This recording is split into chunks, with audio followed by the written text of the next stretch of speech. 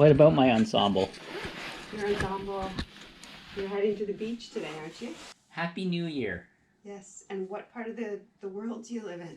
The cold part of Canada. Not the coldest part of Canada, but a cold part of Canada. And you are dressed like what? I'm dressed like I'm going to the beach in the summer. But it actually is warm out. It's like 6 degrees. But that's a thermal shirt you have on, right? That's not a t-shirt. Yes, it's like new Canadian technology. Yeah. It's super light and warm. Is there long sleeve?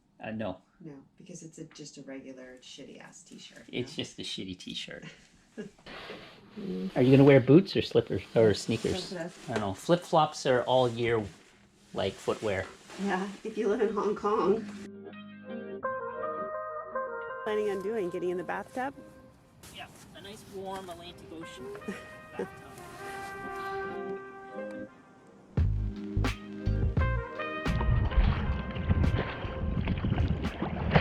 Yeah, the water's freezing.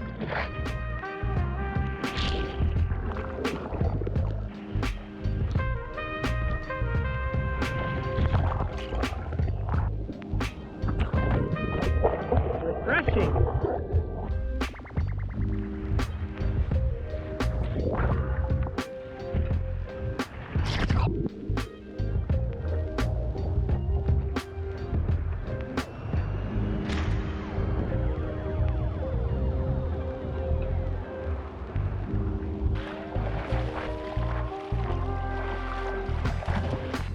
Alright, I've been out for about half an hour, and yeah, I can't feel my fingertips. So it makes it hard to hold the paddle.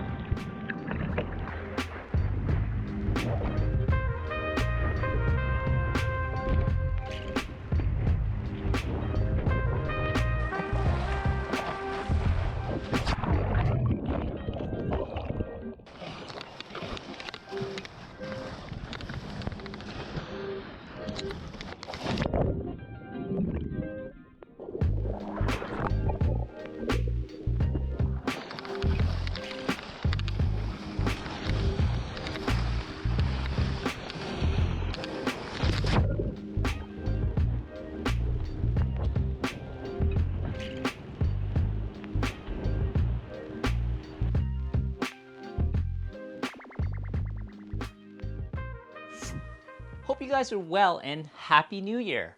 So yeah, that was a cold day of surfing.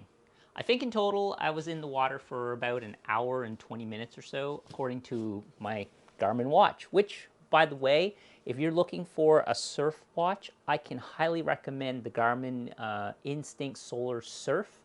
It actually can track how many waves you catch or track how much flat water paddling you do. The best part about it is it recharges out in the sun.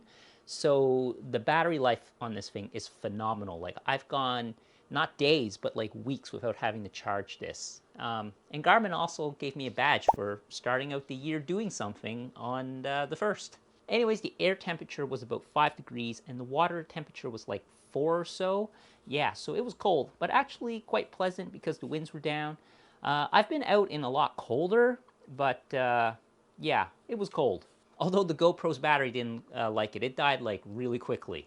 The surf was a bit small, but yeah, and a bit mushy, but I still caught a few waves and I was able to at least practice some of my top turns, like small top turns. Oh, and the winter wetsuit I use is a Hyperflex Viro Cryo Men's like front zip type of wetsuit. 1 second. Like this guy right here, she's a beefy boy, but very, very warm.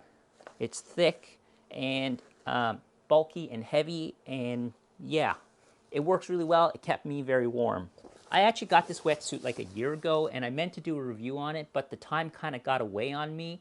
I love this wetsuit. I had an O'Neill for years before this, but the neoprenes have come such a long way. They're like super stretchy and like way more comfortable. Yeah, it's come a long, long way. Although you still feel like you're like have like rubber bands on your arms, and you know it's a workout just getting the thing on and off. Also, I thought I would use my finger gloves that were like 5 mil, but they were like way too constrictive to actually feel the paddle, especially after my fingers became numb, like just after being a few minutes in the water. Now in hindsight, I should have probably went with my mittens or lobster claws, but I find those like really hard to hold the board and paddle, and but at least my hands would have been warm. You know, it took like, I don't know, like 3 hours after getting out of the water to fully get feeling back in my fingertips. So yeah, that was fun. So I wanted to take a few minutes to cover a few things. First thing is this.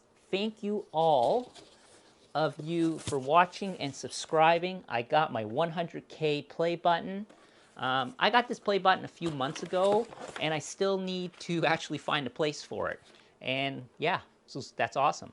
You know, the income that I do make from this channel allows me to fund some of the projects that really interest me. So that's really cool. Like when I first started posting videos on YouTube, it was just to like share stuff that I like to do, or you know, solve a problem that I came across that might help other people. So like my niche is not really having a niche, but it's more like a menagerie of interests. But honestly, surfing is probably my favorite pastime, so this channel's videos like weigh heavily in that direction.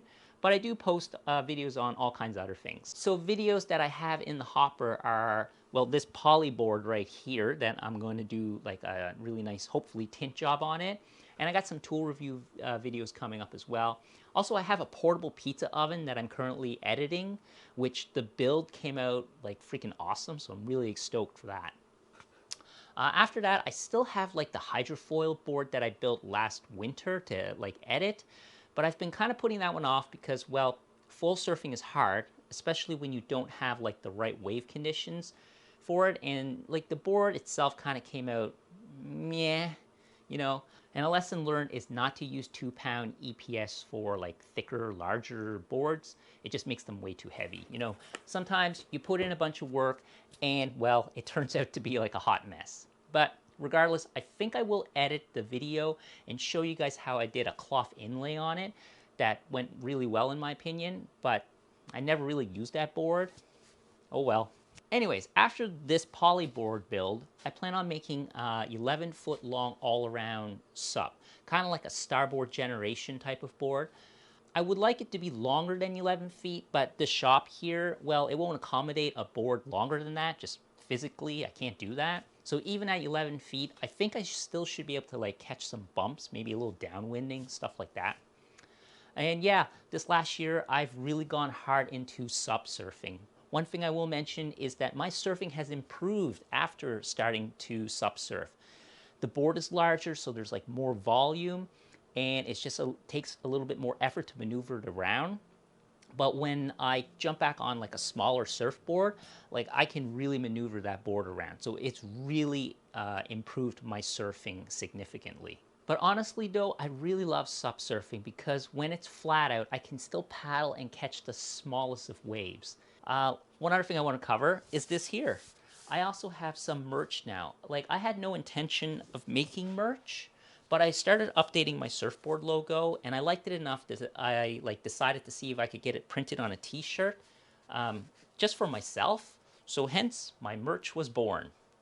And I also designed, where did I put it? I also designed this T-shirt here that I really like. It just shows off like the different types of surfboards. So this one's really cool. I really, really like this one. Links are below if you want to pick one up for yourself. And I got some other products like listed too, like stickers. Okay, the last thing I want to say is, again, thank you for the 100K subscribers, and thank you to everyone who have sent me pictures of your projects and surfboards. I include projects in this because some of you have sent me pics of your metal projects that have been inspired by some of my videos too. Like, I really love seeing what you guys build, so thank you for sending those along. It really gives me an idea that the videos that I post are useful to you guys. So yeah. So I'm going to end the video here. If you guys stuck around and watched the whole thing, thanks so much. And yeah, I will see you guys in 2022. Bye for now. And yes, thank you again. I'm going to find a home probably somewhere in here for this.